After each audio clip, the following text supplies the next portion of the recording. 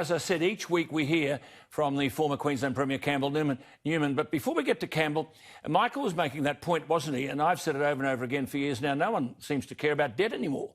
There was a lot of hoopla last week about Josh Frydenberg and his eye-watering numbers. Australia's gross debt heading towards $1 trillion. Well, in all this, everyone forgets about Queensland. Its debt is said to reach $100 billion by June next year. Can't believe it. The announcement was made last Thursday from the Queensland Treasurer, Cameron Dick, where he said, and I quote, "I don't like borrowing money. I wish we weren't in this position, but COVID has made it that way." Excuse me, Treasurer, COVID? You were already $80 billion in debt before the coronavirus began. And without apology, the Queensland Treasurer, Cameron Dick, announces that a state with a population of 5 million people will now have a $100 billion debt around its neck. It is disgraceful stuff. And the endless spend-a-thon continues when we learn that in the Premier's department there's a person in charge of communications and engagement on a salary of $268,000. This is your money. Then there's the Director-General of Premier and Cabinet on $700,000. The Director-General of Local Government Racing and Multicultural Affairs on more than $400,000. It's insane money when an outfit's broke. And how do you think the poor bloke feels who's been smashed by lectures given by politicians and public servants who haven't surrendered a red cent? I know these people. You take the Gold Coast. People go there to retire, don't they? It's a beautiful place. They've got some money to spend. They've been frightened witless. They don't go anywhere. They don't spend. What's this doing for business? I know. I spoke to them today. They're talking to me. Borders are open if you can wait long enough, and I mean hours, just have your permit checked. But business is down 50 and 60%. The nation's gone mad. This is the health version of climate change. But the alternative government in Queensland is no better. It seems to be addicted to spending money. The Queensland LNP can no longer run on slogans such as living within our means when they go out and announce a $1 billion spend the other day to ease congestion. Perhaps that's why when Cameron Dick made his $100 billion in debt announcement, the shadow treasurer didn't even hold a media conference to attack the Labor government. I'll tell you something Campbell Newman wouldn't have missed. Campbell's with us. Campbell, good evening to you. Thank you for your time. What the hell, Campbell? Yeah, what the heck indeed, Alan. And firstly, just looking at those finances, as you say, $100 billion worth of debt. Let's just deal with Cameron Dick's sort of nonsense about COVID-19. I can tell you and your viewers this evening that in 2012, when I was elected as Premier, the incoming government, my government's brief from Treasury, actually warned about this, Alan. It said that if something wasn't done urgently to arrest the massive increase in public service wages and costs that we'd inherited from Anna Bligh, that we wouldn't be able to deal with economic shocks. I guess the only thing that Treasury didn't have in that brief was COVID-19. So this isn't unexpected, and it's been a runaway profligate spending ever since. Yeah, I mean, the Courier Mail made a rather clever comment earlier this week when they said, you know, we've been warned of the need to save for a rainy day. Well, now it's raining. And Campbell, $44 million a day in interest. Well, look, since Labor came to office, I think this is the correct figure, Alan. It might actually be more, but it's at least $7 billion extra a year in the costs of public service wages. I'll give you another stat. The average cost of employing a Queensland public service across all employment categories now is almost $100,000 a year. Amazing, I mean, they're not paid badly, Alan. No, they're paid extremely well, and there's lots of them. And as to this issue about frontline services, can I just for once and for all say, during my term in government, the fire engine still turned up when there was a fire. The ambulance ramp had ended. We dealt with the surgical backlog in our hospitals, or getting right through that, and a whole range of great initiatives in terms of law and order, and a drop of 15% in most categories of crime. So the thing we cut was people pushing pens and driving computer keyboards in the back offices. And look, that's what we did. And since that we've left office 5 years ago, they've all been brought back. See, the tragedy also here, Campbell, is it's a very rich state. When you take minerals and agriculture, entrepreneurs, tourism, I mean, good God. And Queensland don't even... I mean, it's a crisis, but the opposition in Queensland don't seem to be able to define the crisis. I mean, you and others will be rattling out details and answers every day. What the hell is the opposition doing? Well, what we need to get out of this COVID-19, indeed pre-COVID-19 economic malaise, is real economic policies to energise agriculture, tourism, construction and the mining resources sector, and also perhaps get behind manufacturing as well, which has not traditionally been a Queensland strength.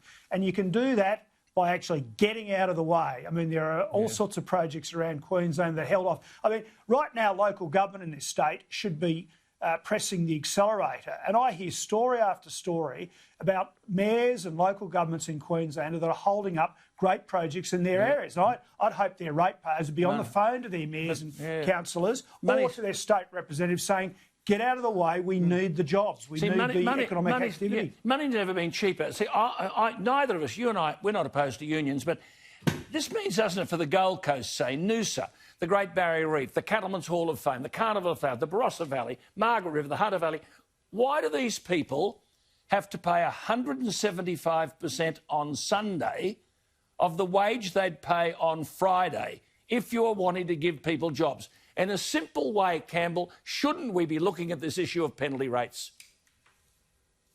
Look, we absolutely have to, Alan, and I'm so sad, actually. I actually genuinely am sad that people in the ACTU and the union movement cannot make the connection, unwilling to make the connection, particularly at a time of crisis, that high wage rates and inflexibility in our employment laws means that we don't actually give people decent, meaningful jobs.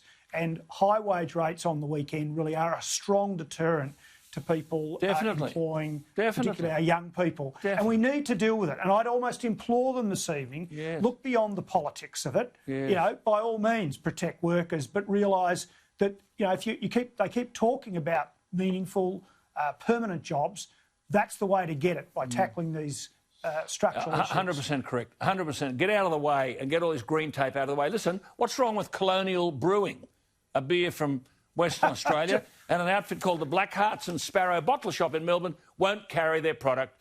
And the owner of Colonial Brewing says, well, while we appreciate that the people behind Colonial Brewing had no malicious intent in their choice of brand name, words have power. I don't understand. I mean, the Labor Premier, Mark McGowan, thinks it's ridiculous.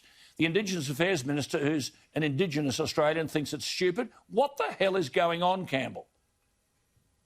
Just part of the cancel culture, Alan, and what we all have to do is we've got to stand up as fair-minded Australians, support businesses who won't kowtow to the bullies, and actually reject those who fault. So the Coon cheese, we're not buying it anymore in our household, but Colonial Brewing, those great folk in WA, they stood up to these bullies, and that's why when I have a few people over for drinks on Friday night, we'll be having Colonial Brewing beer, along with Ballistic, which is a great Brisbane craft brewery as well. So, look, that's what I say to people. Let's show these idiots in the 30-somethings in the corporate affairs department who are giving bad advice to boards and CEOs. Let's show them who the real consumers in Australia are, Alan, by actually supporting companies that have got some guts. Campbell, it's called leadership, isn't it? We're lacking it everywhere. Just before you go... It is indeed. Just before you go, do you think $1.3 billion by the Morrison government will frighten off the cyber spies? Scott Morrison says we're in the grip of a sophisticated cyber attack by a state-based actor. I think they mean China. Do you think $1.3 billion is a bit of window dressing to deflect us away from the truth that on cyber security, I think we're a bit weak? Well, look, I think it's a fantastic amount of money going towards it, Alan, and really it goes back to Tony Abbott, who really sounded the clarion call that we needed to sort of defend ourselves against attack from these foreign actors. And I'd say to businesses today, particularly business, I mean, government seems to know a lot about this, but businesses, large and small, should get involved with a thing called the Australian Cyber Security Centre. There's a partnership program where businesses can join and actually become part of a network reporting on attempts to hack into businesses and seek information and work and learning how you can actually defend yourself. So my small business with my business partners, we've joined that. We're already seeing it's a very useful thing to be involved in. I'd encourage all businesses, large or small, to actually really think about how to protect their confidential information, their client information against attack. Just before you go quickly, as a former Premier, are you confident that we know, the government knows and knows early who is attacking Australia and how it can be stopped? Are you confident of that? Look, I think our intelligence agencies do a fantastic job, Alan, and I think it is good to see, though, as well, finally people taking a stand against the Communist Party in China, because we value the relationship with the Chinese people, and the great trading benefits to both countries have been tremendous over the last 30 or 40 years, particularly in the last 15.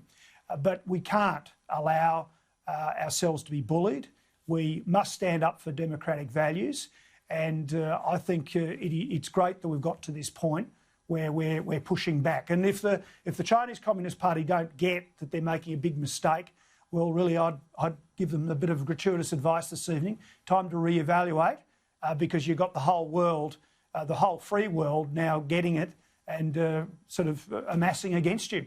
Well, that's not a good strategy for sure. Yeah, I'll be talking to Kate McGregor tomorrow night, and she has been making this point about the proxy, that China are using other mechanisms to be able to seize control. Cyber attacks are one, but I mean, they've already got our dairy farms, our beef farms, our cattle farms, our minerals, our water and so on. So we've got to be very careful, haven't we? Everyone's getting excited now, but I mean, has the gate been opened? Is it too late to shut the gate? Well, Alan, I'm not so concerned about the fact that there's overseas ownership. I mean, you know, if you remember back in the 1980s, late 80s, there was a lot of concern about Japanese investment in Australia and ownership. At the end of the day, they couldn't jack it up and take it back to Japan, and neither can the Chinese. No. What actually concerns me more is what's been going on in the South Pacific islands to our north, where let's say there are certain governments and politicians and bureaucrats in those nations who really have been, I think, co-opted and now they can't pay. By the Chinese Communist Party. Yep, exactly. They can't pay, and when they can't pay, the bailiff comes knocking on the door, doesn't he? Absolutely. Hey, that's right, Alan. Good to talk to you, Campbell. You're looking fit. You're looking Great fit. To talk to you, Alan. Surgery must have worked. There we are, Campbell Newman. Good to talk to him. It did indeed. Good to talk to you.